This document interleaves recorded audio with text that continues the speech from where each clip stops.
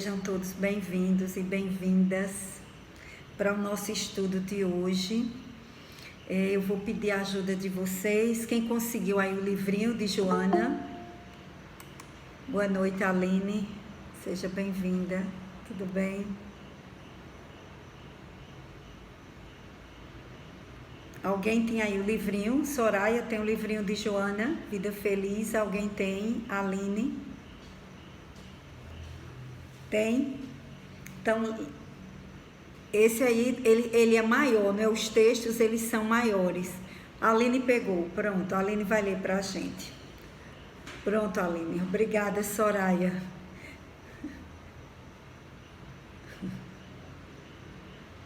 Aline, teu som tá desligado. Desculpa. Pois não. Pode ler, Aline. Não descarregues o teu azedume, conflitos e recalques nos servidores da tua casa, do teu trabalho, da tua esfera social. Eles já sofreram o suficiente, dispensando a carga de amargura e mal-estar que lhes destes.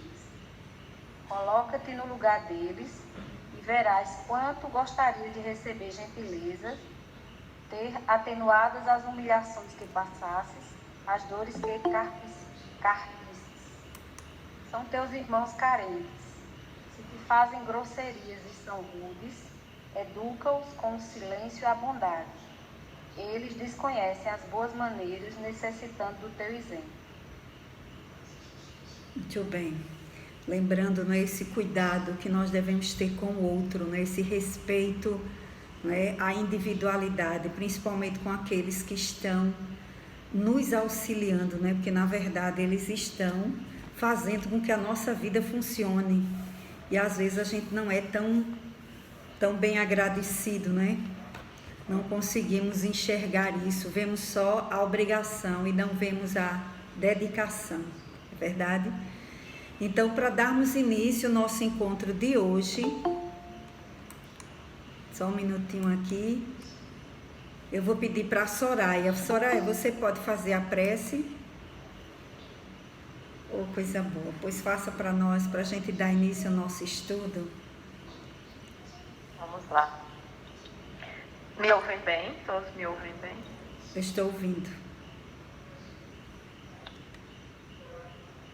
Então vamos serenar nossas emoções, acalmar os nossos pensamentos, sintonizar com a espiritualidade maior, pedir aos bons espíritos e ao Mestre Jesus que nos auxilie, nos ilumine, nos inspire e nos oriente em mais este estudo. Estamos iniciando. Deus Jesus, Mestre amigo, espiritualidade maior,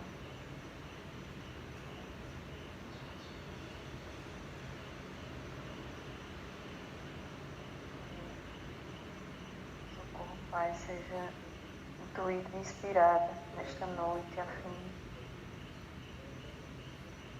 que possamos receber o aprendizado que nos chega. Assim pedimos permissão à espiritualidade amiga para darmos por iniciado este estudo, esta oportunidade de aprendizado, troca de experiências e de energias positivas. Conosco, Senhor, que assim seja. Que assim seja. Que assim seja, Senhor. Obrigada, Soraya. Primeiramente, né, eu queria dizer que estamos aqui, né, mais uma semana de estudo, graças a Deus. Como o tempo passa rápido, não é? Nós já estamos há quanto tempo nesse movimento que a espiritualidade nos trouxe, não é? Com a pandemia, para as nossas reflexões. E realmente nós entendemos hoje que é um novo momento na humanidade. é um novo momento que nos pede reflexão, que nos pede introspecção, reflexão para vermos a vida, as possibilidades, as nossas construções, o que pode ser melhorado, o que pode ser renovado nesse momento em que nós estamos vivendo. Nós temos a ferramenta de uma doutrina que nos convida à reflexão, não é? E que nos dá um sentido para a vida, que é o da nossa evolução espiritual. Então, hoje nós vamos começar o capítulo, nós vamos fazer primeiro o encerramento do nosso estudo sobre a vontade e já vamos dar início ao terceiro capítulo, os tormentos psicológicos, a parte introdutória.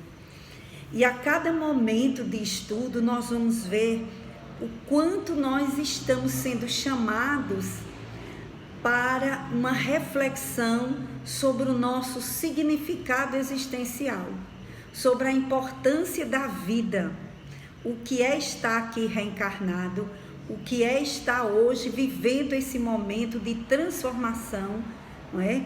Que a sociedade, que essa pandemia nos convida para uma transformação interior. E como nós vimos, a semana passada sobre a vontade, o quanto a vontade ela é soberana nas nossas conquistas e nas nossas buscas. O quanto é importante a nossa vontade estar afinizada com a busca de espiritualidade. Porque Joana nos colocou, como vocês viram, que a vontade está muito relacionada às nossas aquisições espirituais. A vontade de ser luz, a vontade de sermos melhores, a vontade de fazermos algo para este mundo ser melhor, para as nossas vidas serem melhores, a vontade de nos humanizarmos, de nos reconstruirmos, para que a gente não estacione. E tudo isso numa compreensão de que o nosso estar no mundo nos leva para esse triunfo sobre nós mesmos. Então, a partir do momento que há um conhecimento sobre nós, sobre as nossas reais necessidades evolutivas, sobre o nosso estar aqui, o que significa viver, para que a gente possa entender todos esses conflitos sociais, todos esses conflitos interiores que nós estamos sendo chamados a vivenciar e dar um sentido maior à nossa vida. Então, Joana nos chama para essa vontade. Como ela diz, a vontade é, portanto, o motor que impulsiona os sentimentos e as aspirações humanas para a conquista do infinito, sendo sempre maior quanto mais é exercitada. Nós temos isso aí, onde paramos a semana passada no capítulo, na página 39, no capítulo anterior. E ela continua, inexpressiva nos primeiros momentos, nas primeiras tentativas, tentames, logo se transforma em comando das possibilidades que se dilatam enriquecendo o ser com os valores imperecíveis da sua evolução. Então, que fique bem claro que vontade não é qualquer vontade. Para Joana, vontade não é qualquer desejo, qualquer coisa, vício que esteja ligado a nós. Ela coloca a vontade naquele sentido que Leon Denis também coloca, é a vontade soberana, é a vontade do ser, de ser melhor, de buscar o melhor.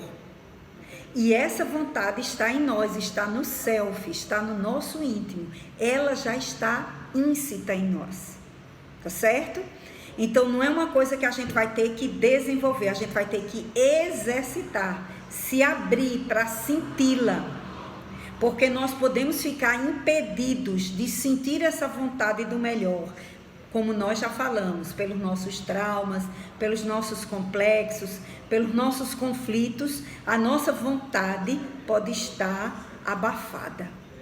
E justamente isso denota que nós não estamos bem, não é? O que é a depressão, senão a falta de vontade para muita coisa, não é verdade?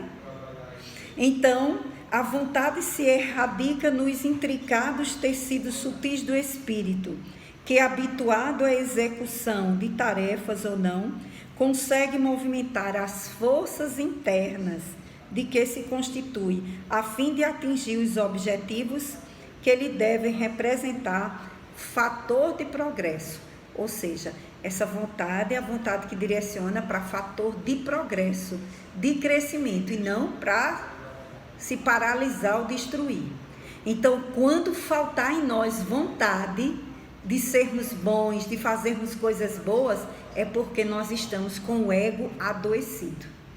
Eu não tenho vontade de ajudar aquela pessoa. Pode analisar que alguma coisa em nós vai estar dizendo que nós estamos ou com inveja, ou que nós estamos magoados, ressentidos. Algo está errado, porque há em nós a vontade de solidariedade, há em nós a vontade de agirmos com o outro. Então, quando isso não acontece, nós estamos adoecidos. Quando alguém fracassa em qualquer atividade, isso não representa debilidade de esforço ou falta de vontade bem direcionada. Olha, Joana nos alerta que quando você não está conseguindo fazer alguma coisa, ou que você tenta e não consegue, não é porque você não tem vontade. Talvez o método não esteja bom, talvez você ainda não esteja preparado suficientemente para aquilo. Então a pessoa não deve se desestimular. Mas eu já tentei tantas vezes e não consigo. Então ela vai nos dizer que o fracasso não é enfermidade, é a tentativa que ainda não deu certo. E eu achei isso muito importante, a gente analisar, porque a gente sempre acha que aquilo que a gente não conseguiu, então eu vou desistir, né?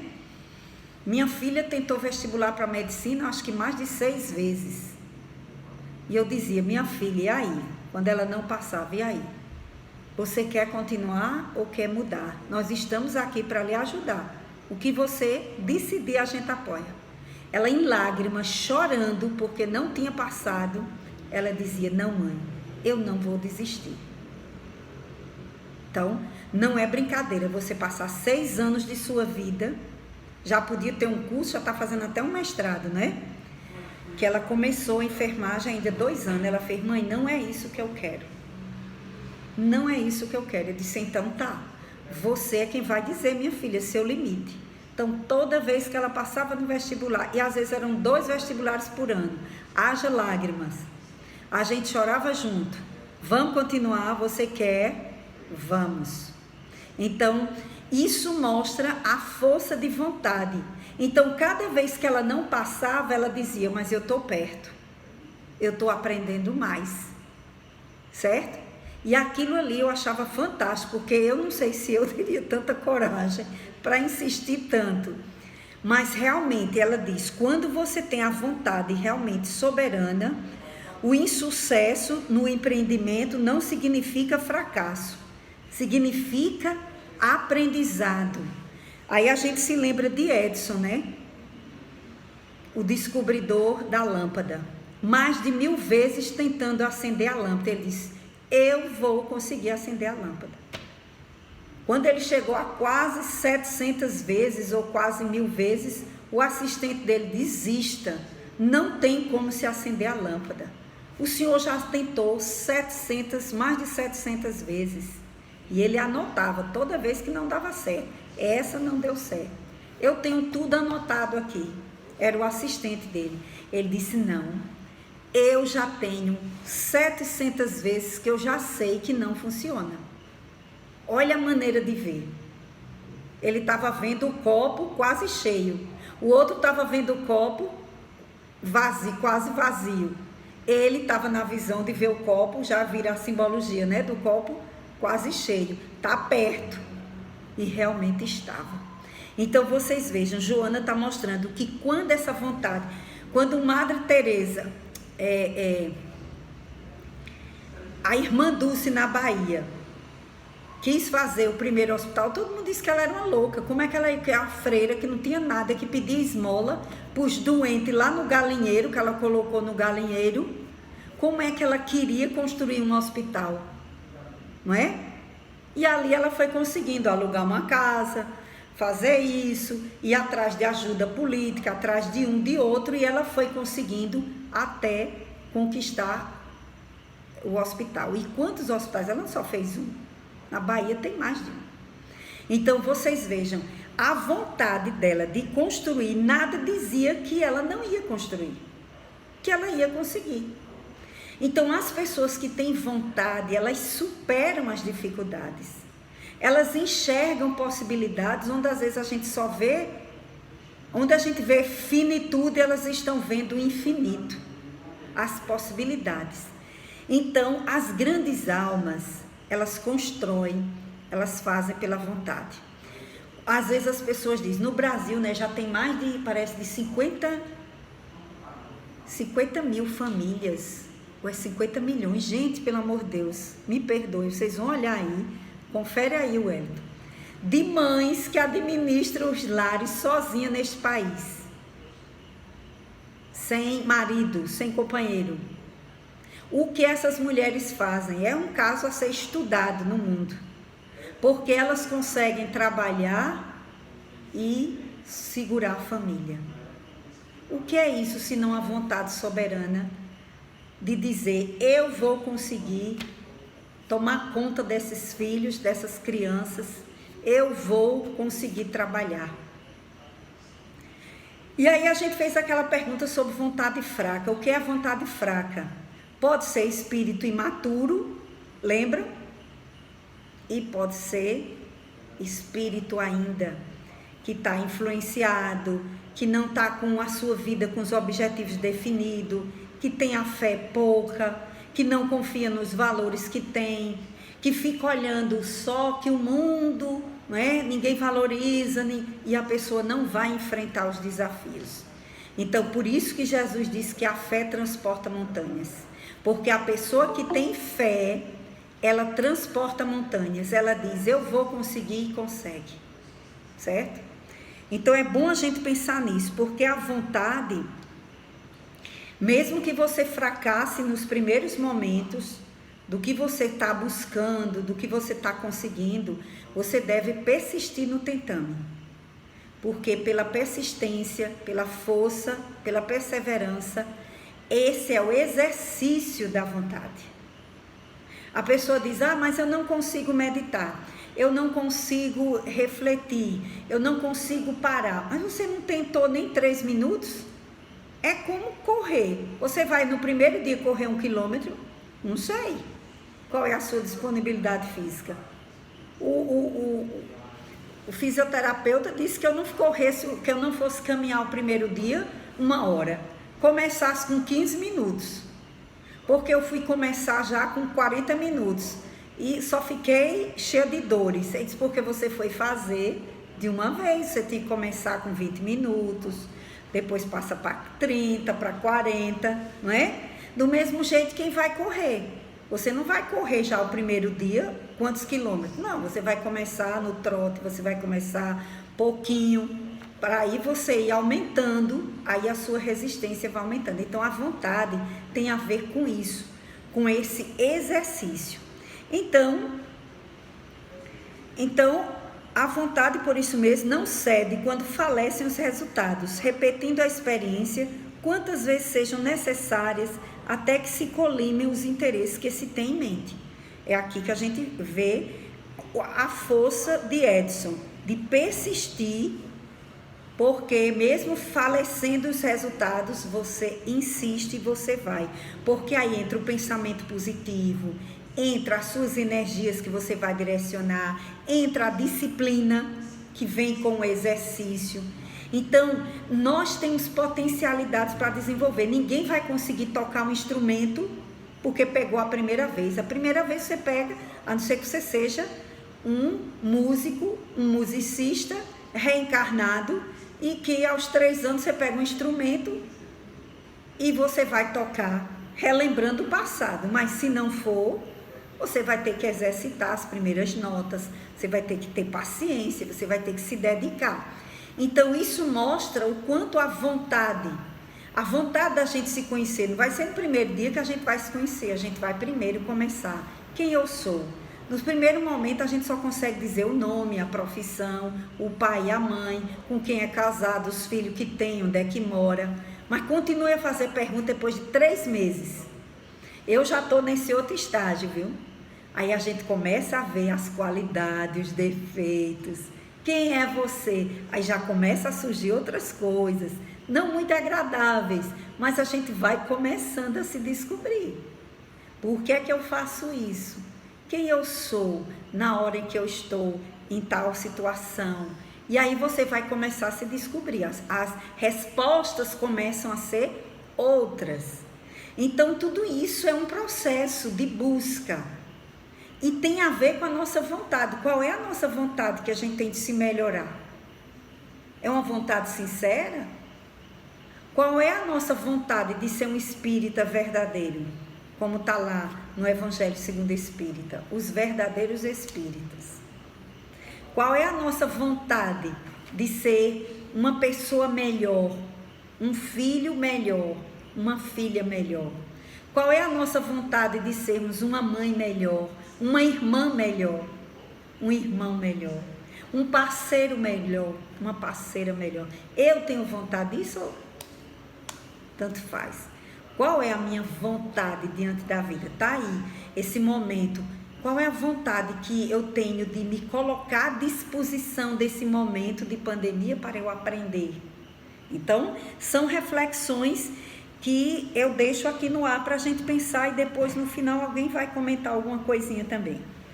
E Joana termina dizendo: desenhado um objetivo interior e de imediato forças complexas apresentam-se para que ele seja conquistado.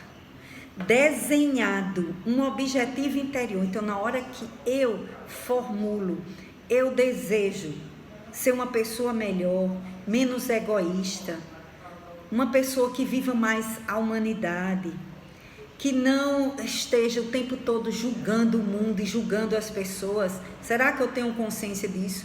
Que eu posso ser uma pessoa melhor? Então, desenhado esse objetivo interior e de imediato forças complexas apresentam-se para que ele seja conquistado. O que seriam essas forças complexas? Na hora que nós temos esse desejo realmente de sermos melhores, nós acionamos o self, gente, o nosso eu divino, a nossa parte divina. Na hora que eu desejo coisas boas, que eu me planejo, que eu oro e digo: Senhor, me torna uma pessoa melhor, mais calma, uma pessoa mais humana, me ajuda a não criticar tanto, a não reclamar tanto. Eu aciono o meu eu divino e forças complexas que estão dentro de nós começam a ser ativadas e conquistadas.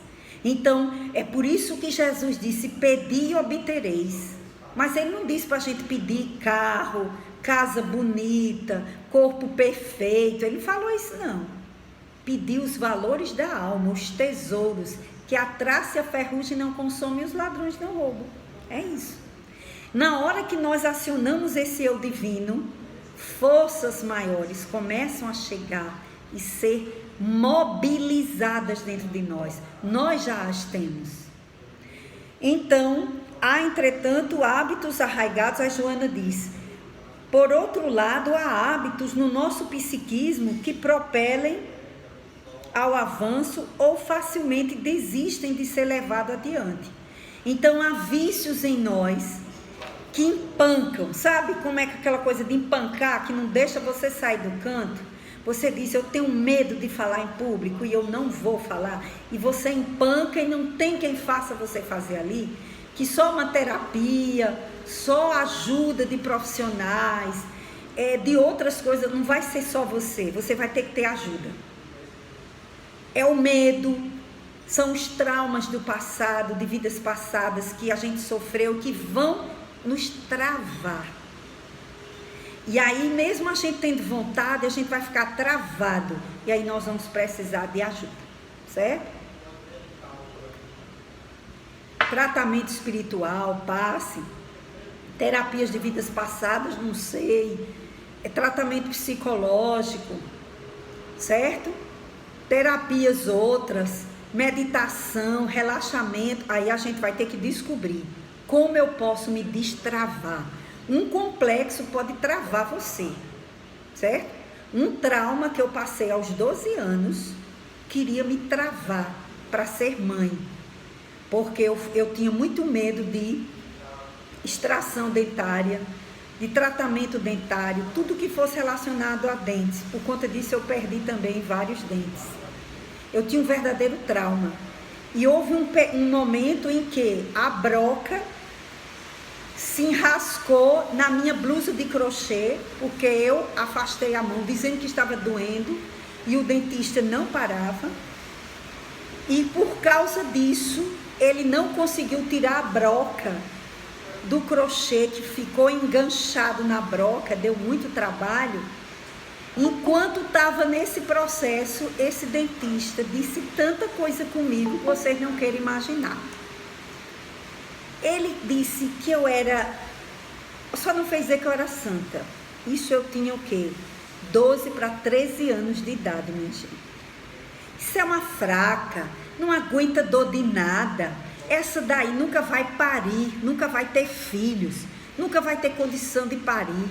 Com uma restauração, com um dente, acha desse jeito, imagina quando for ter um filho. Ele não sabia que ele estava mexendo com o maior problema da minha encarnação atual. Que eu não ia ser freira, porque freira não tinha filhos. Desde os 5 anos de idade eu dizia, mãe, freira casa não, então eu não vou ser freira. Mãe, freira pode ter filho? Não, então mãe, eu não vou ser freira. Imagina uma criança que com 5 anos de idade já dizia isso. Que o sonho da minha vida, eu dizia, olha, eu me formo, eu faço qualquer coisa, mas eu quero ser mãe, eu quero ter uma família. Esse homem mexeu no meu ponto-chave. E ele me gerou um trauma. Que quando eu me casei, que eu engravidei, meu drama era, eu não vou conseguir ter filho. Eu não vou conseguir ter parto normal.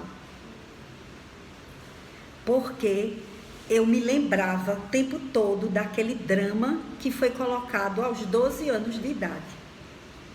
Enquanto ele não conseguiu tirar a broca, para mim aquilo durou uma eternidade, que eu não sei que tempo durou. Haja essa criatura a falar, se fosse hoje, dava um processo na justiça, né? Hoje em dia daria um processo, né? Uma situação dessa, eu chegar em casa chorando, dizendo à minha mãe o que é que tinha acontecido. Então vocês imaginem, então durante a minha primeira gravidez, eu tive que fazer muita meditação e relaxamento, dizendo que eu era capaz de ter um parto normal, que eu ia ser ajudada pela natureza. E eu me lembro que teve uma época que eu fazia isso, era praticamente toda semana, não era pago não, era Socorro Paz, deitada na cama, às vezes eu ficava até na posição de parto, e eu dizendo para mim mesma que eu ia superar a dor, que eu ia conseguir ter um filho normal, certo?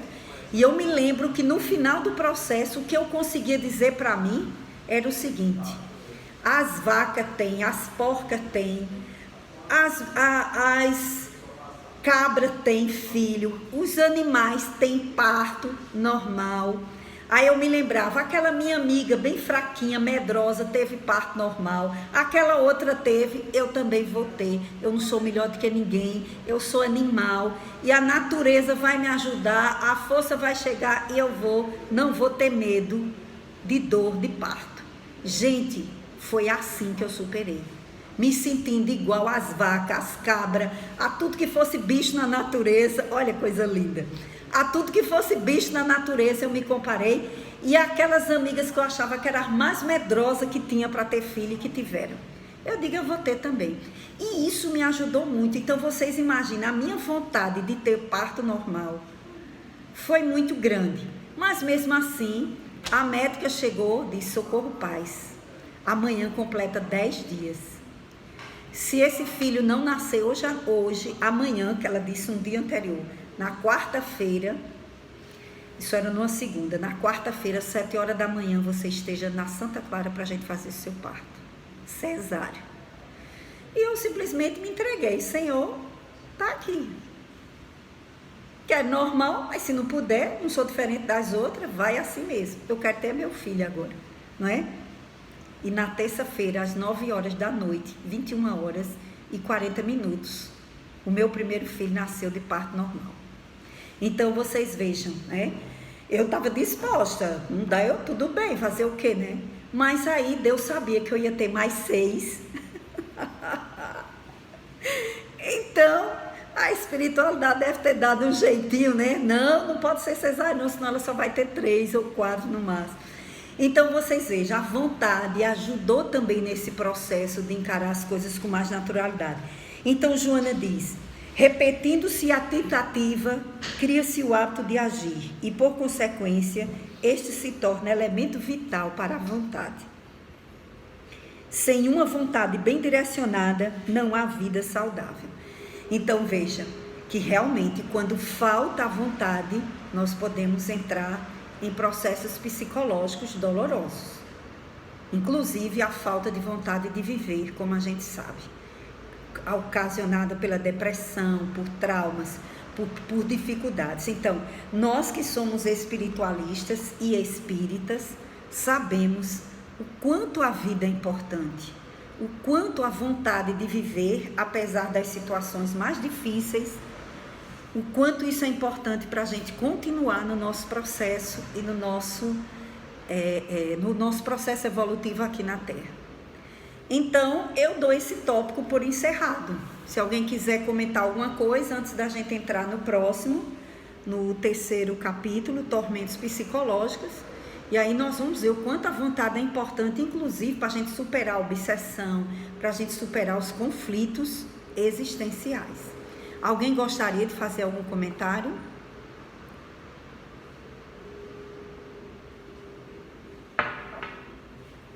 Podemos ir adiante? Então, vamos fazer o seguinte. Eu gostaria que vocês lessem até a página 43, onde tem urge. Porque a partir daqui, ela vai entrar no outro tópico, para a gente terminar essa parte. Então, a gente começa o capítulo 3º, uma pessoa lê 2, parágrafo 3 e passa para outro. E o outro automaticamente já entra e continua a leitura. Até a página 43, no parágrafo que tem. E o medo se instala na sociedade, em si mesmo, enferma e inquieta. Até aí, certo? Que eu vou dividir esse texto em 2 partes, tá bom? Quem gostaria de começar? Começa, lê 3 parágrafos, para e outro continua. Vamos lá?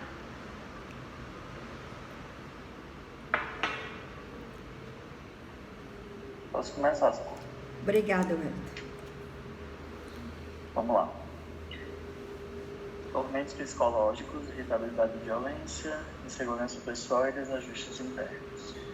Em face dos grandes acontecimentos odiernos, velocidade das comunicações, sucessão interna de ocorrências surpreendentes, tragédias do cotidiano, avanços científicos e tecnológicos, ameaças contínuas de desgastes geradores de insegurança emocional, o ser humano apresenta-se desestruturado psicologicamente, buscando fugir antes de enfrentar a realidade traumatizante.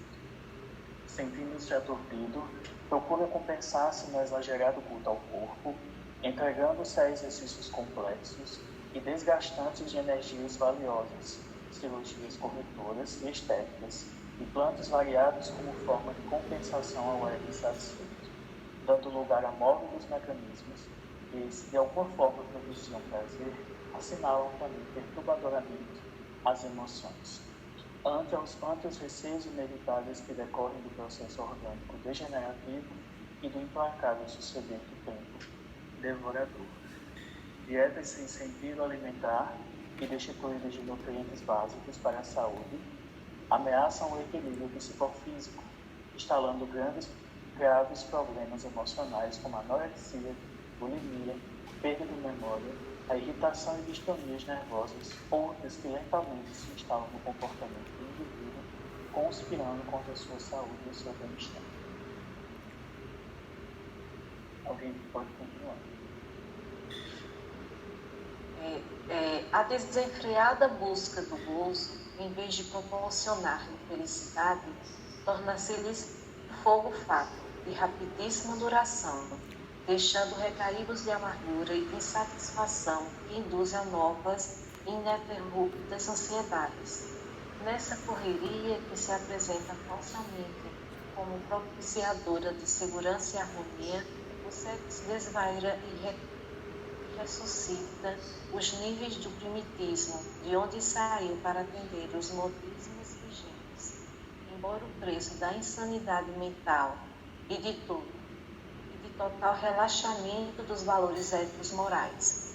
O absurdo consumo do alcoolismo e do tabaco em mecanismos escapatórios ao medo e ansiedade favorece o uso desregrado de substâncias alucinógenas e de outras drogas químicas, do alto poder destrutivo dos equipamentos neuroniais que não mais se refazem, infelicitando e desagradando.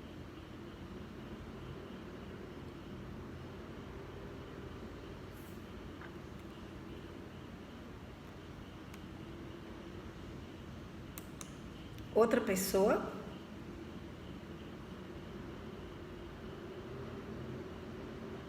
A apologia da insensatez, produzida pela mídia alucinada, perverte a identidade do indivíduo, massificando e nivelando nas faixas do egoísmo doentio, assim como da fatuidade. Não é de estranhar que o número de pacientes neuróticos e psicóticos se faça cada dia mais expressivo, mais avassalador.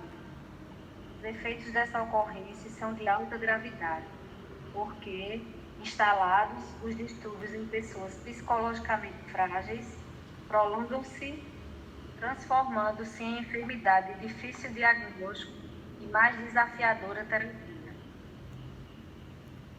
Ao mesmo tempo, a perda de contato do ser humano com si mesmo, esmagado pelo desconceito moral que graça na sucessão dos escândalos que chocam e logo passam, deixa a falsa ideia que a felicidade é conquista do poder para o prazer e do ter dinheiro para comprar o poder, completando o círculo vicioso da ostentação e da queda, da glória sob os holofotes da ilusão e do imediato ouvido das masmorras do abandono a que vai relegado, bem como do conflito pessoal que surge e o domina. Pode continuar. Pronto? Pode continuar. O quase total desrespeito aos valores humanos, à própria criatura e à consequente ambição desmedida de amealhar moedas a qualquer preço, afrontam a miséria dos bairros pobres que vomitam nas ruas e avenidas do mundo e seus esquecidos, e seus excluídos, que se armam de violência para tomar pela força tudo quanto lhes foi negado por dever de humanidade. E o medo se instala na sociedade, em si mesma enferma e inquieta. Obrigada, Aline. Para aí. Nada. Gente, esse texto, olha, Joana faz aqui, eu acho que vocês ficaram, assim, perplexos como eu fiquei, né? Porque ela faz um resumo, uma descrição de todos os problemas, não é? De toda a nossa situação, né? Do aspecto sociológico, cultural, espiritual, a nossa visão de consumo, de sexo, de prazer, tudo está aqui. Então vamos tentar retomar algumas coisas para ficarem claras para nós. O que significa essa introdução no capítulo que fala de tormentos psicológicos. Então nós estamos vivendo realmente um momento que na humanidade foi previsto, inclusive por Jesus, porque Jesus também previu esse momento, que os tempos seriam chegados e que nós todos teríamos o momento de sermos avaliados no nosso processo evolutivo. Então, esse momento que nós estamos vivendo hoje na Terra, que já vem, né, há algumas décadas, vem se acentuando todas as questões que foram guardadas, às vezes até por nós por séculos, Está todo mundo sendo chamado a colocar para fora. Nada vai ficar escondido. Como Jesus disse, não ficaria pedra sobre pedra. Então, tudo está sendo colocado para que a gente realmente não seja bom por aparência. Porque se houve uma época em que a moral era exigida pela família, pela sociedade, não é? Aquela moral rigorosa, hoje em dia os laços, olha, você vai realmente mostrar quem você é. Hoje nós estamos mostrando o que realmente nós somos, o que realmente nós temos em termos de conteúdo. Está tudo sendo colocado para fora, certo? Então ela diz, em face dos graves acontecimentos odiernos, quer dizer, da atualidade, e ela vai dizer, tudo isso tem nos ajudado, por um lado trazendo progresso, mas por outro, se a gente não souber usar esse progresso, a gente também não vai conseguir adiante. Então ela faz, olha, a velocidade das comunicações, sucessão interna de ocorrências surpreendentes, tragédias do cotidiano, avanços científicos e tecnológicos, ameaças contínuas de desgraças geradoras de insegurança emocional. O ser humano apresenta-se desestruturado psicologicamente, buscando fugir antes que enfrentar a realidade traumatizante. Então, em vez de tantas coisas aí, porque se a velocidade da comunicação nos ajuda em muito, mas ela também tem um lado que também nos atormenta e muito. Porque se nessa pandemia você ficar ouvindo todos os relatos de morte, todos os cemitérios, todos os hospitais, tudo aquilo ali, você não vai sair de casa, certo? Nem para ir na farmácia,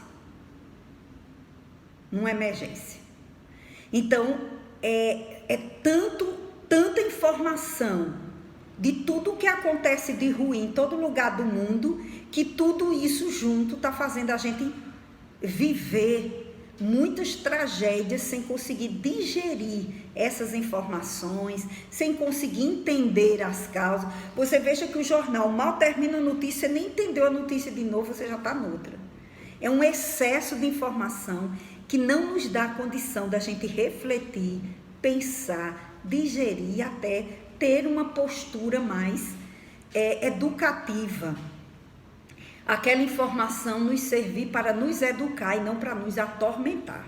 Então, em meio a tudo isso, gera o quê? Tem gerado insegurança emocional. O ser humano fica mais frágil porque ele se vê o quanto ele está fragilizado diante de tantas ameaças, de tantas coisas, não é, desumanas acontecendo, que isso gera uma fragilidade em nós. Então, em vez de enfrentar essa realidade e procurar se estruturar melhor nela, a gente está buscando o quê? Fugir, as fugas psicológicas. Então, nós vamos buscar a fuga a essa realidade traumatizante. Então, é tão traumatizante que eu prefiro fugir. E aí ela vai dizer que, sentindo-se aturdido, ele procura compensar-se em quê? Aí ela vai começar a citar um mundo de coisas por essa fuga que nós estamos buscando. No exagerado culto ao corpo, então eu tenho que ser feliz, o mundo está tão ruim, é tanta coisa ruim, então eu tenho que buscar o prazer e a minha felicidade pessoal. Aí a gente sai do coletivo. Então, essa cultura, por isso que Zygmunt Bauman vai dizer o que é essa sociedade líquida, os valores líquidos. Você vai procurar, não é? Se ver, porque não adianta mais. Se antes se buscava a busca pela moral, agora é individual. Eu não penso mais na família, eu não penso mais no grupo, eu não penso mais na sociedade, eu penso em mim. E eu tenho que buscar esse meu prazer, porque tudo é muito rápido, tudo é muito efêmero. Então, o amor se transformou em busca só de sexo, de prazer. O valor que é dado o ser humano que estava na moral, agora o valor é mais material, é físico, e você é valorizado pela beleza que tem e pelos produtos que consome. Então, não é mais aquele homem da sociedade mais sólida, dos valores mais éticos, mas hoje a sociedade de consumo nos impõe o quê? Que você vale o que você usa, o que você tem. E isso tem gerado em nós essa fragilidade da busca de valores. Então, nós estamos sendo levados pela sociedade a buscar todos esses valores temporários, imediatos, todos esses valores imediatos, e isso tem gerado o quê?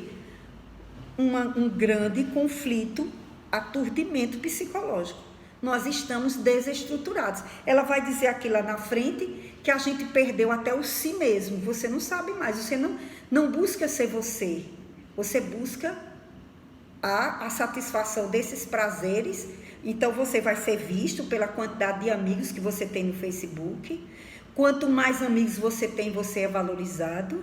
Se você usa tais produtos caros, você vai ser valorizado pelas etiquetas que você usa, caras, e não pelo seu bem-estar. Então deixa de ser essa busca do meu eu interior para eu ser a busca do ser admirado, do ser visto, porque se eu não for visto, eu não vou ter espaço nem vez na sociedade. Então, Joana diz, diante de tanta coisa, porque o capitalismo leva ao excesso, ao consumismo. E o que é que a mídia faz? Ela vai dizer tudo isso aqui, que eu vou mostrar para vocês. Eu estou só resumindo antes. Mas ela vai dizer que a mídia tira a sua identidade, massifica para você só ser o que você tem. Você perde a sua identidade, você deixa de se ver, para você poder buscar o que está lá fora. E isso tem dado o quê? Uma desestruturação muito grande, porque nós não vamos encontrar nossa felicidade nisso. A nossa felicidade, a nossa evolução espiritual, as conquistas dos tesouros da alma não está lá fora. Eu posso ser pobre e estar evoluindo na pobreza. Posso ser rico e estar evoluindo na riqueza. Mas isso não deve ser uma imposição de fora. Eu só posso ser feliz se eu tiver. Então vamos lá, o que é que ela diz? Se sentindo aturdido em meio a tudo isso na sociedade, gente, as tragédias do cotidiano, que a mídia divulga, e a gente acha bom saber a notícia. O problema é que eles não só mostram a notícia. Eles querem vender o pacote sensacionalista para você passar o dia assistindo e pagando e vendo todos os comerciais e consumindo tudo. Então ele não mostra só a notícia, ele vende a sua entrada na informação e naquela dor e naquele problema que é para você estar lá o tempo todo consumindo. Então, os avanços científicos têm nos ajudado, mas esses avanços, se a gente não souber usar, eles também nos aprisionam, certo? Então, tudo isso tem gerado segurança emocional, desestruturação psicológica e que faz com que a gente busque fugir da realidade. Através de quê? Então, ela diz, sentindo-se aturdido, procura compensar-se no exagerado culto ao corpo, entregando-se a exercícios complexos e desgastantes de energias valiosas. O exercício é saudável. Ela está falando do exagero, não é? Ninguém vai dizer agora, então não é para ninguém ir para a academia, não é isso não, né?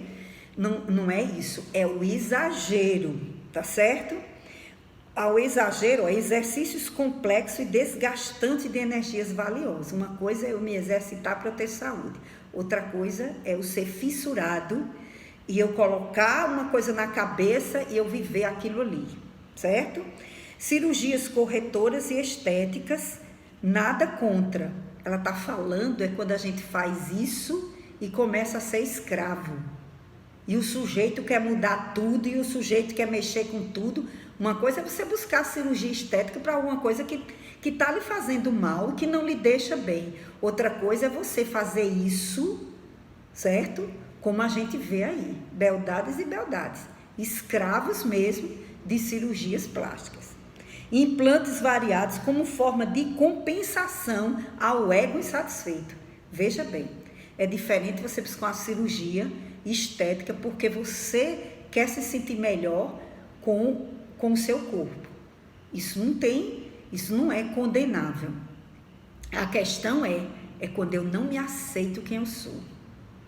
E eu fico o tempo todo lutando contra isso, saindo de uma situação para outra, dando lugar a mórbidos mecanismos que, se de uma forma propiciam prazer, assinalam também perturbadoramente as emoções ante os receios inevitáveis que decorrem do processo orgânico degenerativo e do implacável suceder do tempo devorador. Eu conheço pessoas que dizem que se eu postar uma foto minha com uma roupa e não tiver as curtidas que eu estava procurando, eu passo o dia deprimida. E eu já tive que fazer atendimento fraterno, conversas, que isso é o ego insatisfeito. Isso não é normal, certo? Então isso já é uma busca perturbadora. Então eu estou buscando o exagero do culto ao corpo, da beleza, que se eu não for elogiado, se eu não tiver pessoas que elogiem aquilo ali, eu já fico doente. Então isso não é saudável. Então ela está falando disso, desses excessos, porque com certeza o nosso corpo, o processo orgânico degenerativo vai acontecer. E eu tenho que me cuidar. Que corpo funcional eu quero? Mas eu não posso imaginar que meu corpo aos 70 anos vai ser igual aos 30. Ou aos 35, ou aos 40. Não tem como. Por mais que você estique e puxe, vai ter um momento que vai cair, não é? Então não tem como. Então mesmo que você se ajeite, se organize, que é um direito seu, certo? Ninguém está sendo contra isso. O que Joana está falando é esse ego constantemente que nunca se satisfaz e que não aceita nem um pouquinho das suas ruguinhas, né? Nem um pouquinho do seu processo natural de envelhecimento que vai acontecer mais cedo ou mais tarde. E aí ela continua: dietas exageradas, sem sentido alimentar, destituídas de nutrientes básicos para a saúde, ameaçam o equilíbrio psicofísico, instalando graves problemas emocionais, como a anorexia, a bulimia, a perda de memória, a irritação e distonias nervosas, outras que lentamente se instalam no comportamento do indivíduo, conspirando contra a sua saúde e o seu bem-estar. Então a gente vai ver que, como tem, né, gente? A gente sabe que existem pessoas que estão precisando fazer dietas por problemas de saúde, porque estão engordando muito, porque tem problemas outros. Isso é necessário. Mas outra coisa é a pessoa chegar a uma anorexia, uma bulimia, né? Porque a gente sabe que a anorexia é um distúrbio alimentar associado à autoimagem. A pessoa nunca se vê com o peso em que está, ela sempre se vê gorda. E por conta disso a pessoa passa a deixar de comer e passa a faltar realmente nutrientes no seu organismo, a ter distúrbios, etc. A bulimia já é um distúrbio alimentar que a pessoa oscila, né, entre a ingestão exagerada de movimento e a perda de peso. E aí a pessoa faz o processo de vomitar, né, de provocar o vômito, para poder comer de novo, para poder comer, porque fica se sentindo culpada, porque está comendo muito. Então veja que todos eles são distúrbios psicológicos que esse exagero a ter esse corpo ideal e perfeito pode nos levar. Veja bem, Joana está falando dos exageros, né? Não vai ninguém imaginar agora que ninguém é preocupar com a saúde. Não, a gente tem que se preocupar sim com o que come. Existe muita porcaria aí, muita doença originada por conta da nossa falta de educação e consciência alimentar.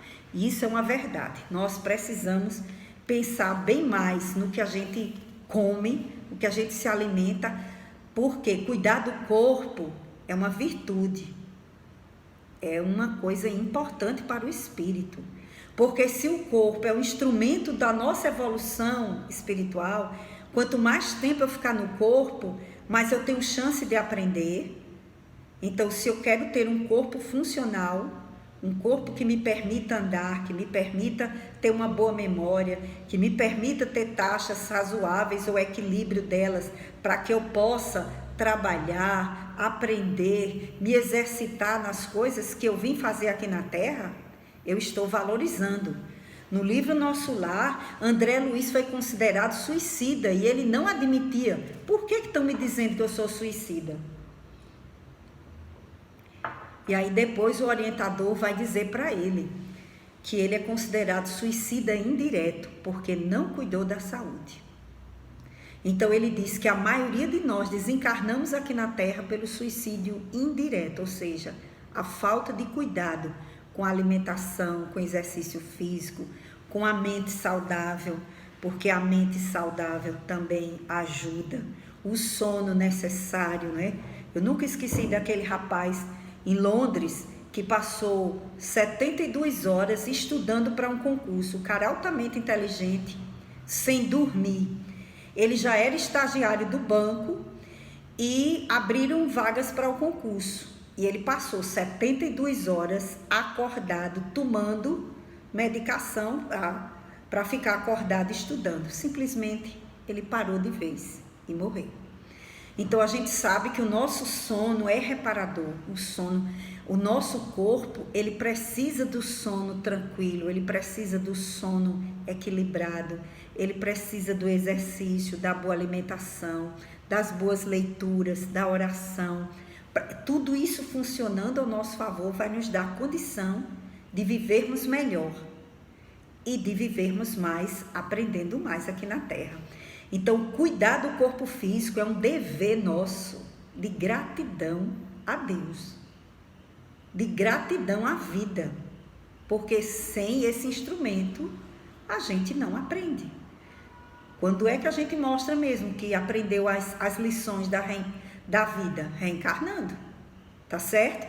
Então é importante valorizar o cuidado com o corpo. Então ter cuidado com essas dietas exageradas que a pessoa não se alimenta direito, que fica faltando nutrientes, porque a falta de nutrientes gera tristeza, distúrbios, tem muita coisa, irritação, distonias nervosas. Então a gente tem que ter esse cuidado. A alimentação é muito importante. E aí ela continua, outra coisa que a gente faz para fugir e para tentar satisfazer a busca desenfreada do gozo. Em vez de proporcionar-lhe felicidade, torna-se-lhe um fogo fato de rapidíssima duração, ou seja, é um prazer rápido. E cada vez mais a pessoa vai tentando buscar, porque é rápido e ele vai querendo achar bom. Então o sujeito não se conforma em uma micarande. Eu me lembro que tinha gente que ia para 3, 4 micarande e ainda revivia a micarande. Revivendo a micarande. Então o sujeito saía em cidades diferentes, atrás do carnaval, porque um só era pouco. Um só. Então, onde tivesse, estava indo. Isso é o quê? É uma busca desenfreada por esse prazer momentâneo e a pessoa não vê que está se desgastando, que está acabando com a saúde física, que se vicia, que se envolve sexualmente com pessoas, que vai ali, ele está extravasando, perdendo energias importantes. Bezerra de Menezes diz que depois de 3 dias da pessoa brincando carnaval, a mente dele não é mais a mesma. Ele volta com a perda de energia. A mente, para ele se concentrar, para estudar, ele vai demorar a recuperar esse processo. Então vocês vejam, tudo bem, a gente precisa de um forrozinho, quem é que não gosta, né? Um forrozinho pé de serra, lá na fazenda, meu Deus do céu, com a fogueirinha, né? Quem sabe o ano que vem a gente consiga, né? Sem a fogueira, para não poluir o ambiente, né? Sem fogueirinha mesmo, só com milho, pamonha e a família reunida.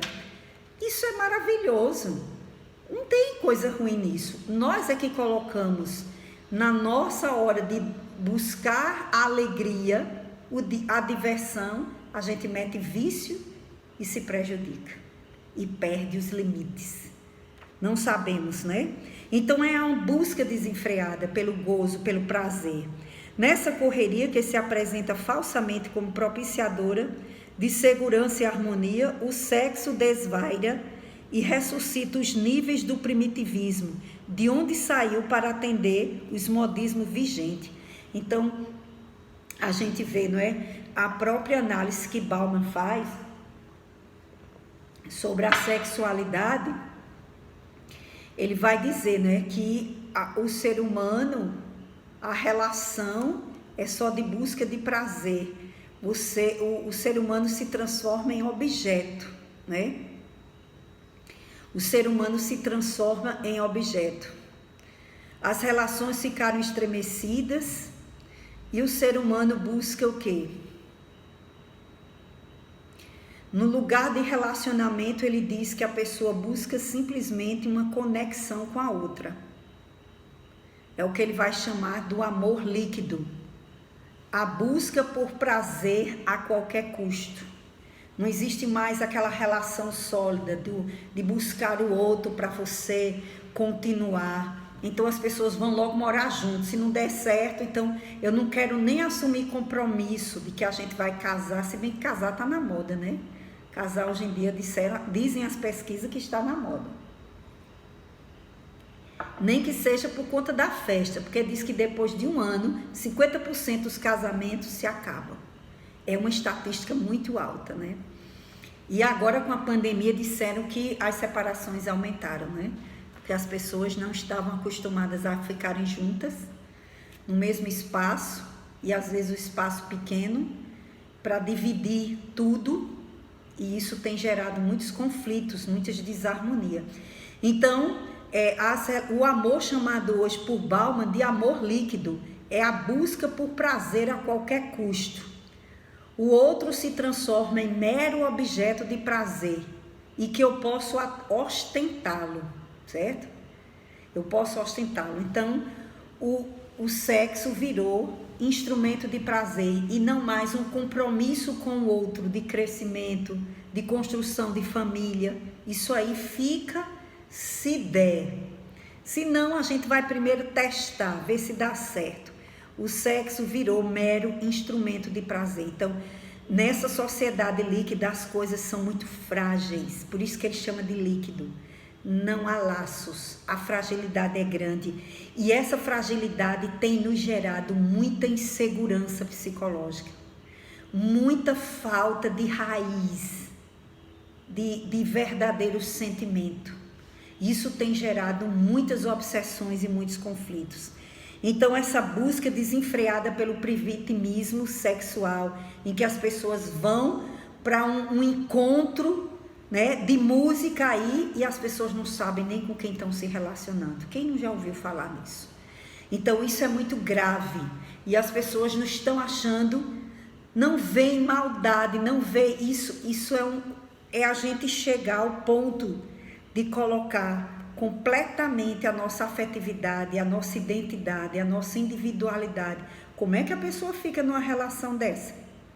Que o outro só quer saber só do sexo e não vê nada em você. Que desvalorização é essa do ser humano? Então, o absurdo de tudo isso, né, leva, como Joana diz, aos níveis de primitivismo do uso da energia sexual. A energia sexual é uma energia criadora, potenciadora. Então, ela não pode ser banalizada. Quando nós nos relacionamos sexualmente, nós criamos elos espirituais com a pessoa, troca de energia. Então, Joana mostra esse valor, não é? E ela continua: absurdo consumo dos alcoólicos e do tabaco em mecanismos escapatórios ao medo e à ansiedade. Favorece o uso desregrado de substâncias alucinógenas, porque geralmente quem bebe termina chegando, né, a usar drogas. Porque toda pessoa que geralmente usa droga, ela também bebe, ela também usa de alcoólicos. Então, tudo isso degenerando os equipamentos, né, do nosso organismo neurológico, tudo trazendo infelicidade, dependência, frustração, abandono de família, abandono de profissão. Tanta coisa vem junto a isso. Tudo isso, ela diz, por conta da nossa desestruturação, da nossa falta de sentido existencial, da nossa busca dos valores verdadeiros. Então, a nossa sociedade leva a tudo isso. A apologia da insensatez produzida pela mídia alucinada perverte a identidade do indivíduo, massificando e nivelando nas faixas do egoísmo doentio, assim como da fatuidade. Como é que ela consegue, num parágrafo de 3 linhas e um pedaço, dizer tanta coisa, gente? Isso aqui daria o quê? Uma palestra de 40 minutos. Qualquer parágrafo desse. Eu estou tentando aqui resumir, tá certo? A apologia da insensatez. O que a mídia produz é isso, a apologia da insensatez. O que é apologia? É você valorizar, é você endeusar. Vamos dizer a palavra endeusar. Gente, se você analisar as novelas produzidas há 8 anos atrás e as novelas produzidas recentemente, eu já fiz essa análise. O que tem de cenas de sexo explícito e de crime, de cenas de assassinato e de crimes de violência, é um absurdo que eles aumentaram. Eu já cheguei até, antes desse texto mesmo, de falar até aqui em casa, comentando sobre isso. Gente, é um absurdo. Você não pode mais acompanhar uma novela no horário de 7h30 da noite, de 9 horas. Não tem como. Se vocês imaginarem os seriados, as cenas de violências dantescas que os seriados apresentam hoje, gente, é coisa traumatizante. E os adolescentes de 13, 14 anos, tudinho já tem acesso a isso, gente. Então, nós estamos fabricando neuróticos, nós estamos fabricando psicopatas, nós estamos fabricando pessoas, certo? Porque um adolescente que se acostuma a naturalizar cenas de violência, não é só em jogos, é em seriados, é em filmes, tudo isso sendo vendido aí como coisa fantástica, maravilhosa, com tecnologia de ponta, com tudo que a gente possa imaginar de efeitos especiais, tudo sendo gravado, tudo sendo gravado.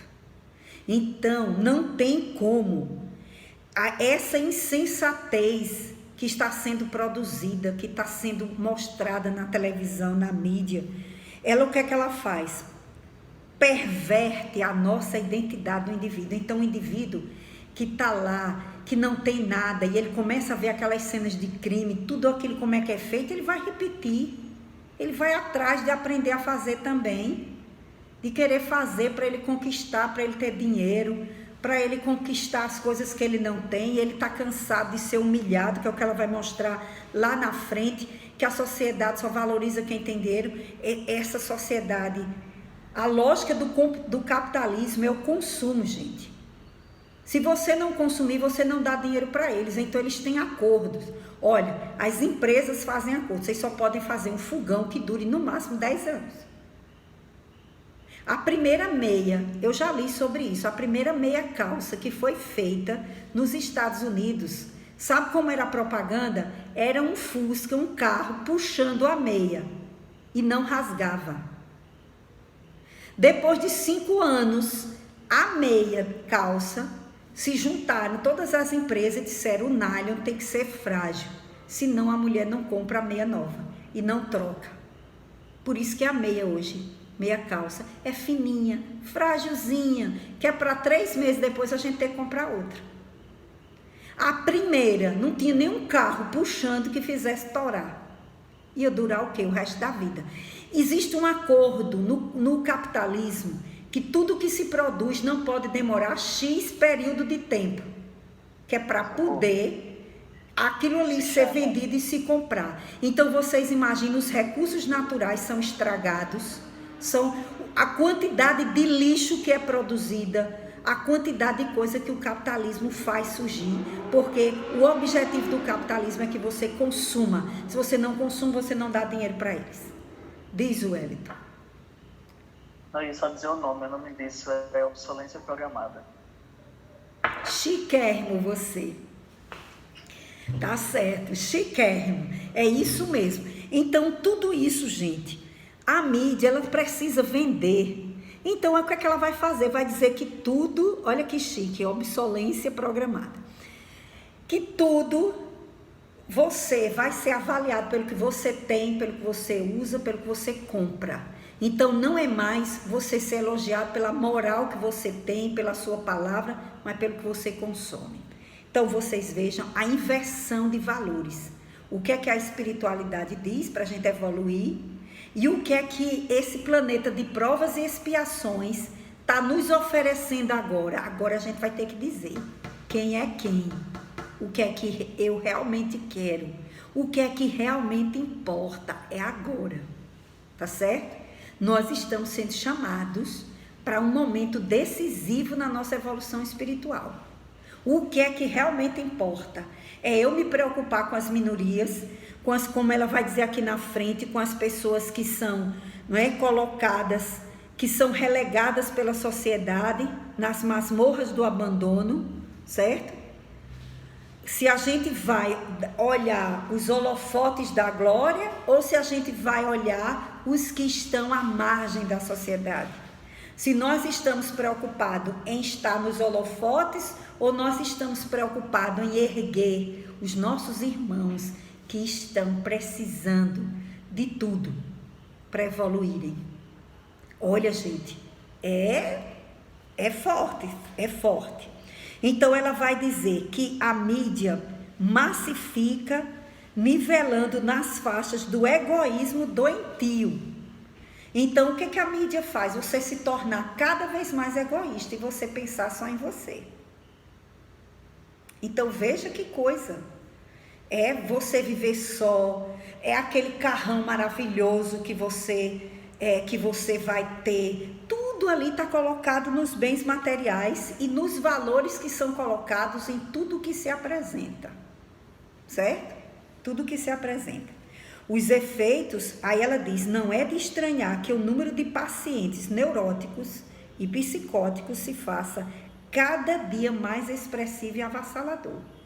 Porque se a família está desestruturada, se a criança, né, o pai, toda hora chega em casa com um presente novo para compensar o tempo que ele não tem com a criança, com o afeto, com o equilíbrio, essa criança já vai crescer desestruturada, sem raízes emocionais. Então, nós estamos numa sociedade que se perdeu nos seus valores essenciais. Mas no meio disso tudo, gente, calma, não se desespere. Nós estamos vendo florescer valores de uma sociedade nova. Quem tem olhos de ver, enxerga. Então, nós estamos vendo que existe todo ascendendo em movimentos, olha, pequenos, movimentos espiritualistas, movimentos em defesa do meio ambiente, movimento em defesa dos animais, em defesa disso e daquilo. As coisas estão surgindo. Tudo pequeno, mas Jesus, quando começou, era só ele mais 12. Não é? Então, há movimentos crescendo na sociedade para despertar esses valores novos, para que as almas que já estão despertas procurarem começar a se organizar. Está o caos, mas em meio ao caos está surgindo uma nova onda, tá certo? Para que a gente não pense também que está tudo, né, perdido, não. A gente sabe que isso predomina, tá certo? Está predominando na sociedade. Tanto é que a gente vê a escola, meu Deus do céu, né? É até bom ter acontecido essa pandemia para se repensar tudo, porque eu tenho certeza que a família agora vai pensar melhor na escola, porque as mães estão vendo e os pais, como a escola é importante, pelo menos aquele horáriozinho expediente para dar sossego, não é? E se fazer outras coisas. As mães estão vendo que não dão conta, nem os pais, de fazer tarefa, de estar com a criança o tempo todo, de fazer questionamentos, porque a criança tem quantos professores ali trabalhando conteúdos, propiciando tarefas, reflexões, atividades, que as pessoas estudaram para fazer aquilo ali, e que a gente como mãe, como pai, a gente não tem esse estudo específico de como trabalhar determinadas coisas, não é verdade? Então, talvez esse momento agora sirva para a gente repensar e valorizar mais esse momento que a criança tem com os professores. E os pais também valorizarem mais a escola pública e participando mais da escola pública, não é? A sociedade, que a sociedade somos todos nós. Então, ela vai dizer que todos esses efeitos, os efeitos dessa ocorrência são de alta gravidade, porque instalados distúrbios em pessoas psicologicamente frágeis, prolongam-se, transformando-se em enfermidades de difícil diagnóstico.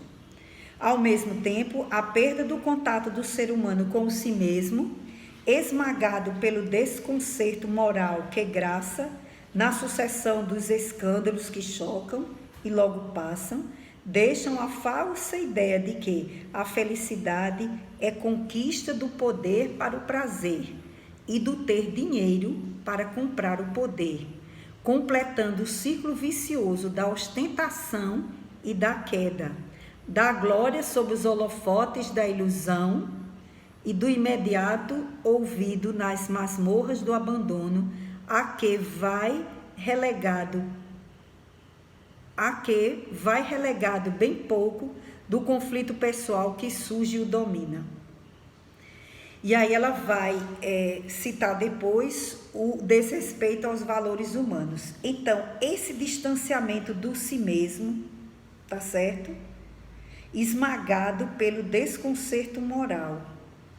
Então, a gente sai de si mesmo, há uma perda desse contato com o eu verdadeiro, porque é tanta coisa cobrando de mim, é a mídia dizendo qual é o comportamento que eu devo ter, é a sociedade que eu começo a me cobrar também. Não, eu não posso ser gordo, não, eu não posso ser feio, não, eu não posso ser assim, porque senão ninguém vai me aceitar, porque senão eu não vou conseguir emprego. Então você também se impõe cobranças, certo?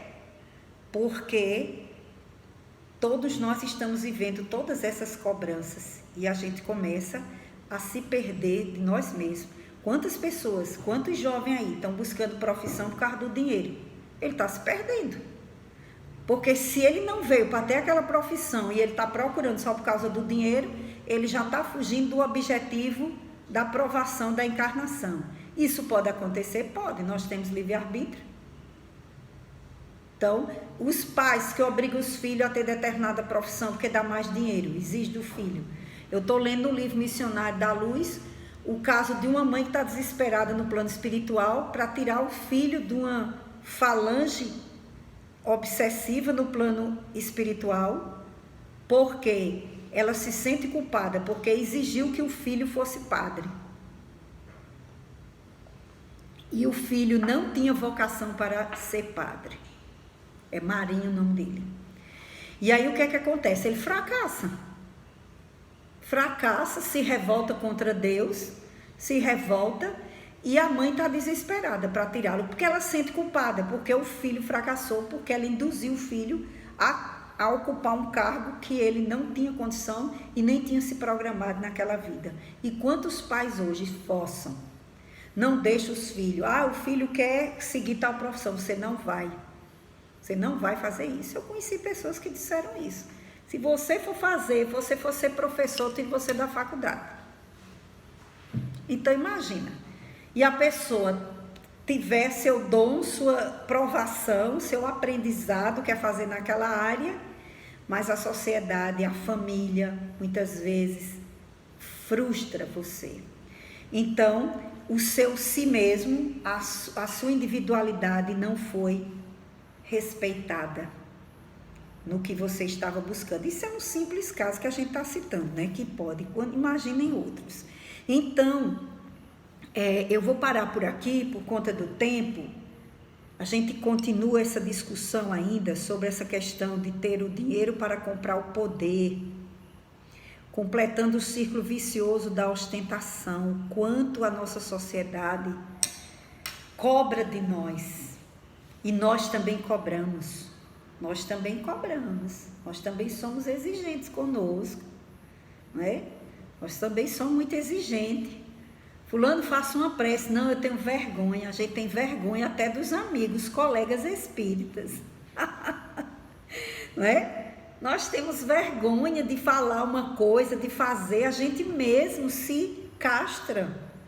A gente mesmo diz, não, eu não tenho condições. Não, eu não posso. Eu não tenho condições de fazer isso, porque Haroldo Dutra... Gente, peraí, né? A gente vai se comparar com Haroldo Dutra. Haroldo Dutra tem a história evolutiva dele, a gente está construindo a nossa. Né? Então, eu não posso ficar... Tudo bem, há pessoas que estão sob efeito de trauma, aí é outra coisa. Quem tem trauma de infância ou traumas de outra vida, realmente a pessoa não vai conseguir falar assim. Ela até gostaria, ela vai ter que passar por uma terapia. Mas são coisas para a gente pensar, porque será que eu estou cobrando também de mim muito? Ou estou cobrando dos outros?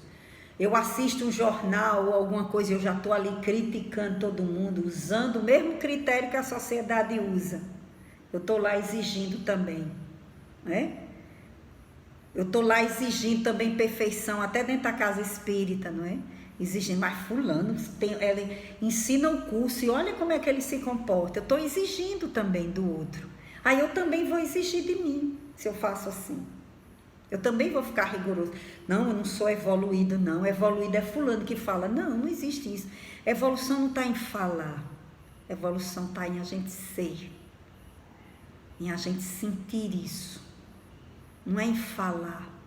Não é? Às vezes nem fazer. Tem gente que faz e nem é. Faz por vaidade. E aí? Faz para ganhar ponto. Faz para ganhar voto. Tem tanta gente que faz por outros interesses e não de ajudar. Então, a gente não pode, nem cabe a gente estar julgando os outros, nem a gente se julgar. A gente tem que se esforçar para fazer a nossa parte. Então, são muitas as dificuldades que a sociedade nos apresenta, mas a gente não pode fugir disso. A primeira coisa é começar a se aceitar. Nós precisamos começar a nos aceitarmos como nós somos. Certo? Então, essa aceitação vai nos ajudar para a gente ir adiante. A gente ir adiante, porque se eu não aceito, reconheço o meu limite, eu vou ficar negando. Ou eu vou ficar camuflando, escondendo. Então, se eu aceito, olha, eu sou assim, eu posso tentar melhorar, vou tentar ser sincero e vou tentar melhorar, vou tentar fazer a minha parte, não é? Para que eu possa colaborar para que o mundo seja melhor. Tem uma frase que um espírito falou, né, numa mensagem, eu não me lembro qual agora, que ele diz, você tem que dormir melhor do que amanheceu. Você tentou fazer melhor hoje o que você foi fazer? Você tentou diminuir a tristeza, tentou diminuir, você está fazendo melhor? As coisas que você faz, você está tentando fazer melhor? É isso. Não é grandes coisas não, mas é de pouquinho que a gente vai construindo.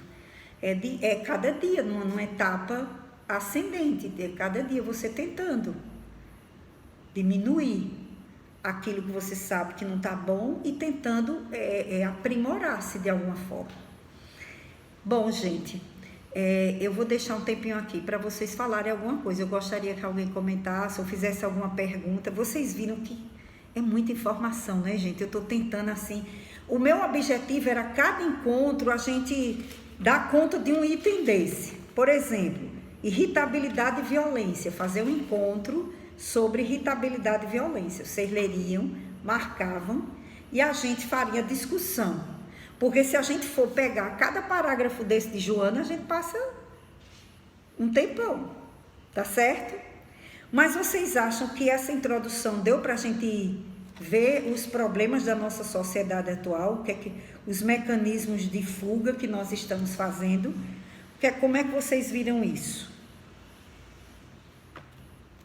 Alguém gostaria? Eu gostaria de ouvir alguém falar alguma coisa aí.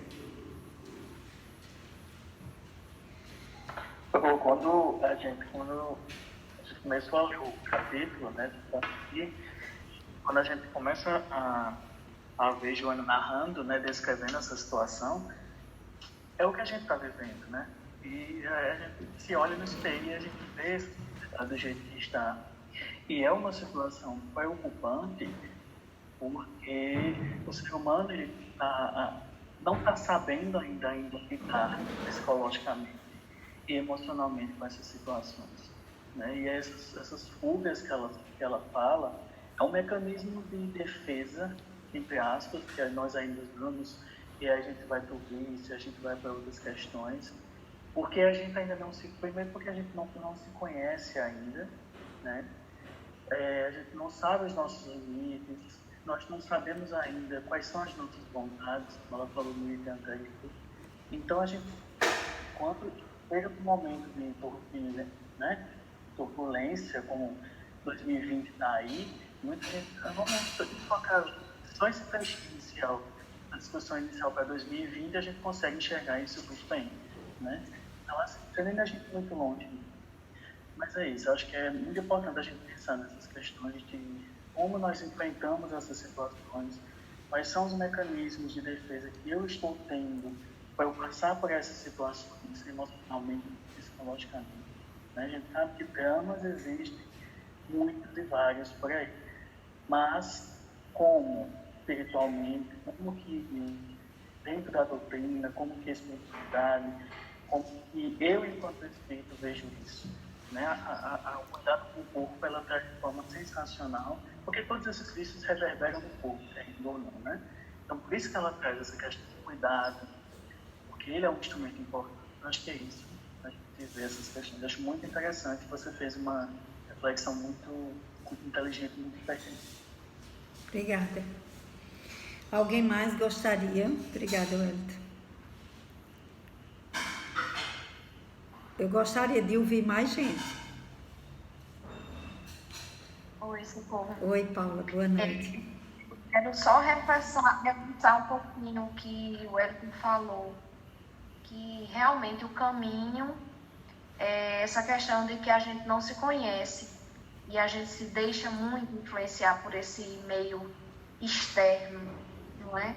Como você bem falou, Socorro, foi bem assim, claro, na informação. À medida que a gente se conhece, a gente vai identificar esses mecanismos que nos influenciam e nos trazem esses tormentos. Se é a nossa falta de aceitação, se é a falta de autoestima, né? Se é os vícios, o consumismo, a aceitação entre as amizades, entre a família, o meio social que a gente sabe. Então, a partir do momento que a gente se conhece, a gente pelo menos se esforça diariamente, a partir da vontade, né, de identificar essas nossas falhas, a gente vai encontrando os caminhos para a gente ir pouquinho nos livrando dos tormentos que somos voluntários, né? A maioria deles são nós que, com os nossas falhas nas nossas atitudes, nos nossos caminhos errados, nos trazem essas consequências tão desastrosas. Mas sempre através da oração, eu vejo assim, a prece e a busca pela melhora, um esforçozinho para a gente ter essa vontade de mudança, sempre nos identificando, nos ajuda bastante a evitá-los, ou pelo menos amenizar, para não ter umas consequências tão desastrosas. Acho que é isso. Ficou bem clara a sua fala de hoje, não ficou nenhuma dúvida. Obrigada. É isso. Quem mais? Ainda dá um tempinho.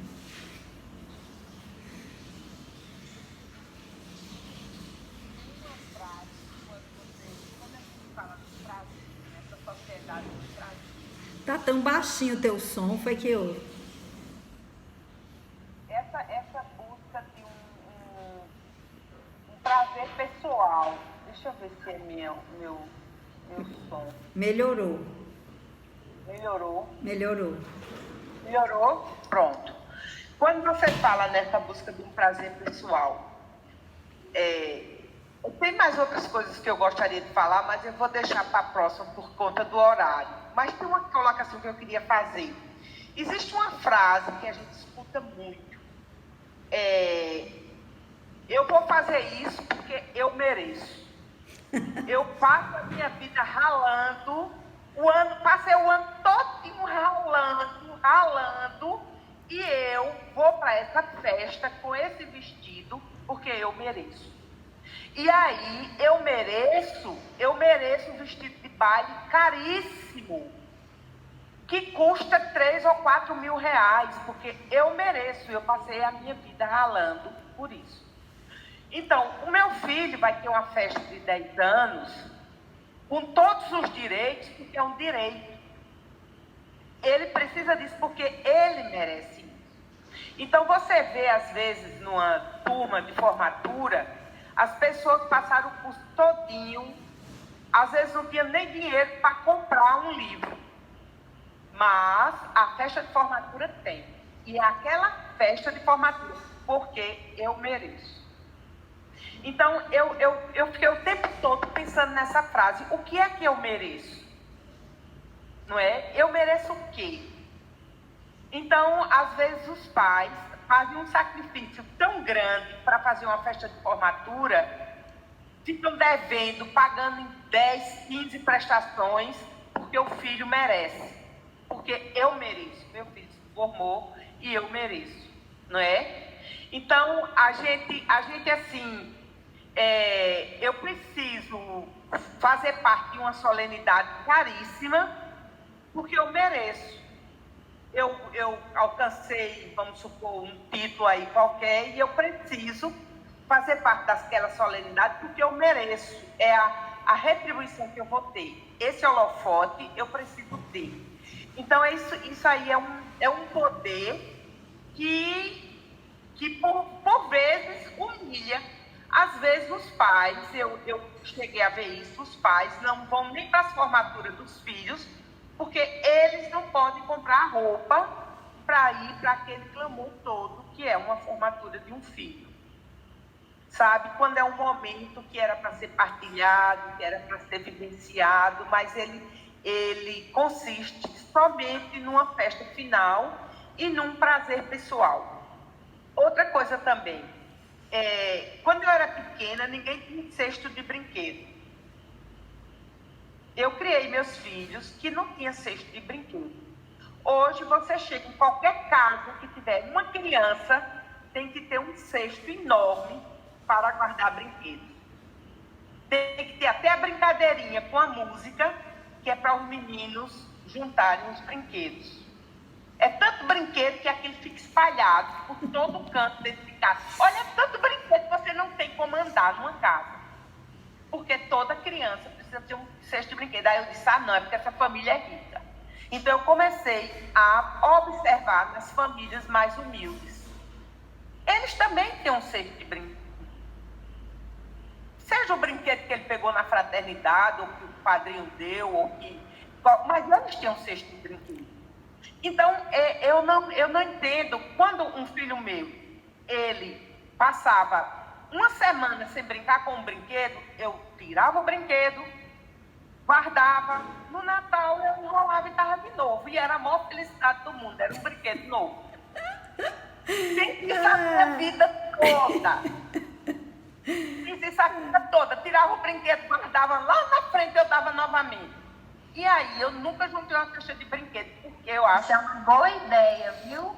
Mas olha, era uma alegria quando vi o brinquedo. Às vezes até carro sem roda, sem nada, mas era muito legal ganhar aquele brinquedo que já foi dele. Então, essa é a história do prazer. E essa frase, eu faço porque eu mereço. O que é que eu mereço? Fica aqui a pergunta. Por que eu mereço? Eu não mereço uma coisa que eu possa aprofundar. Por que eu mereço numa véspera de Natal? É uma loucura você entrar no supermercado. Quando dá 9 horas da noite, de uma noite de Natal, não tem mais nada nas prateleiras do supermercado, porque todo mundo comprou tudo. É como se fosse a última ceia da nossa vida, é a ceia de Natal. E aí a gente trabalha tanto para fazer uma ceia de Natal, que na hora da ceia, nem a gente consegue comer, e a vontade é ir dormir, porque a gente não consegue aproveitar aquele momento. Então, é a sociedade do ter em vez do ser. né? É a busca do ter. Como diz o Matuto, não tem medida do ter. Não tem a medida do ter. Essa é a proposta do capitalismo. Essa é a proposta. A gente viver o mundo material, nós achamos que a nossa felicidade está nisso. É a ponto, como a gente fala, né, em toda palestra perto do Natal, que as pessoas não esqueçam do aniversariante, porque, como você diz, a preocupação é tão grande nessa busca da ostentação nossa, né? Porque não deixa de ser ostentação. Claro que ninguém está dizendo que ninguém vai fazer sua festa de formatura. Quem quiser fazer, faça. A questão é, eu estou fazendo isso por quê? Né? É como você lembrou. Eu estou fazendo isso porque se eu não fizer, eu não me considero nem formado. Esse eu mereço aí que você está falando, pode ser realmente esse extremo. Então, eu me formar, mas se eu não tiver festa de formatura, então eu não me formei. Aí tá. Não é que a pessoa seja errado fazer uma festa de formatura, uma ceia de Natal. É o como eu encaro tudo isso, certo? Porque aí mostra a minha escravização. Na hora que eu digo eu mereço, é porque eu já introjetei. Isso está tão forte na sociedade que eu mereço o holofote também. Porque eu sei o quanto o holofote é prestigiado. Então, eu não estou fazendo uma festa não só é para agradecer, para estar junto da família, mas é por algo muito mais, né? E isso a gente nem nota que faz assim, porque isso já está tão enraizado, né? Que se chegar o Natal, você disser a seu filho que não vai dar um presente, ele vai chorar a noite de Natal e o outro dia. Então, você tem que fazer dessa forma mais simples, como for, porque você também não vai, você vai ter que mostrar a ele que o mais importante não é o presente, né? Não é o presente, mas ele pode existir, depende de como eu faço, né? Se eu acho que a criança que recebe presente direto, ela não valoriza presente. Né? A gente sabe disso, isso já tem até estudo para mostrar isso. Ela não valoriza, então ela não tem mais aquele valor de desejar, de esperar, saber o período que é importante para a criança, né? Meu filho faz isso com o neto, não está brincando com o brinquedo, ele pega aquele brinquedo novo e guarda. Isso mesmo que você disse, ele mesmo já fez isso. Aí no dia das crianças pega aquele brinquedo que estava lá, que ele mal usou, nem deu muita atenção, ele nem se lembrava que existia, e está lá o brinquedo fazendo efeito. Então, já tem pais fazendo isso. Para quê? Para a criança não ficar naquele excesso de tanta facilidade, de achar que o mundo está a seus pés, que ele tem que ter tudo. Então, são coisas para a gente refletir. O Kardec, o Espiritismo, vem nos trazer uma reflexão muito boa sobre a riqueza e sobre os bens materiais. A gente não tem aquela visão do asceta, né? Que você vai viver fora do mundo, renegando tudo, vai pegar a sua roupa e dar a todo mundo e vai andar, né, com um saco.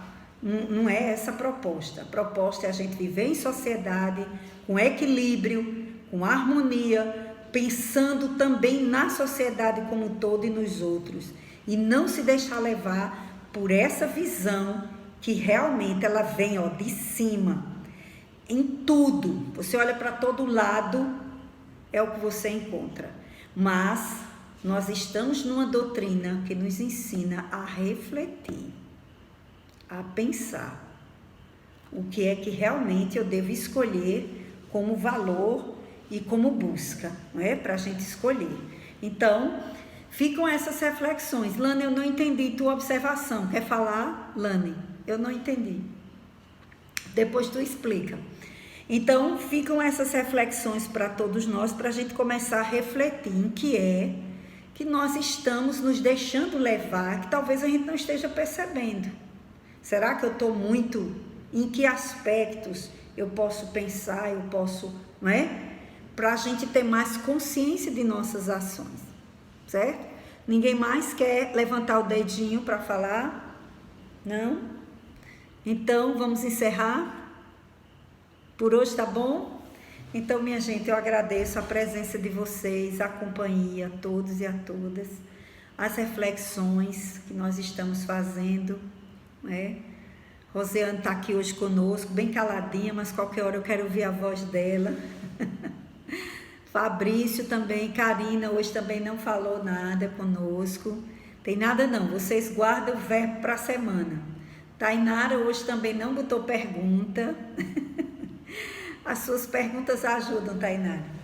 Bom, e aos outros, né, que eu não estou vendo aqui, não sei se tem mais alguém que eu não esteja vendo, que nós tenhamos um ótimo final de semana, que nós possamos refletir sobre o nosso estar no mundo e sobre a construção da nossa paz e da nossa felicidade.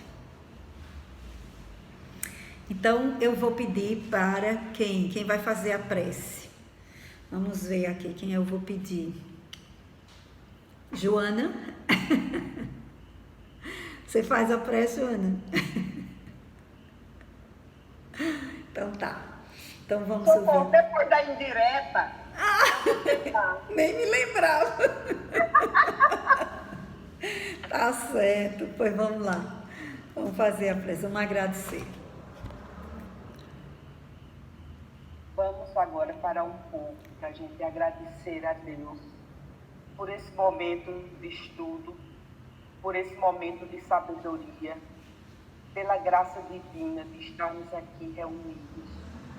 Amado Mestre, ajuda, Senhor, para que possamos vencer todas essas adversidades que surgem no nosso dia a dia, na nossa sociedade, para que possamos ser instrumentos de luz, instrumentos de paz, instrumentos de amor na nossa família, no nosso lar, no nosso trabalho, na nossa fraternidade. Ajuda, Senhor, para que possamos pensar mais no outro do que em nós mesmos, para que possamos vencer esse prazer passageiro que essa sociedade de consumo nos oferece todo dia. Dá-nos coragem, Senhor, para que possamos ajudar os nossos semelhantes, para que possamos criar nossas crianças compreendendo o benefício de amar o outro, compreendendo o benefício de servir, compreendendo o benefício do ser e não do ter. Dai-nos coragem, Senhor, para vencer as adversidades que estamos passando nesse momento de pandemia, para que possamos cuidar com responsabilidade da pessoa que está ao meu lado, da pessoa que eu convivo todo dia. Ajuda-nos, Senhor, a fazer o bem. Mais uma vez, muito obrigada por essa noite de partilha, por essa noite de estudo, por essa noite de sabedoria. Ajuda-nos, Senhor, a viver bem, que nós tenhamos uma noite de paz, de amor e de muita alegria. Que assim seja. Que assim seja. Obrigada, Joana, pela sua contribuição. E obrigada a todos e a todas. Um ótimo final de semana para nós todos. Boa noite.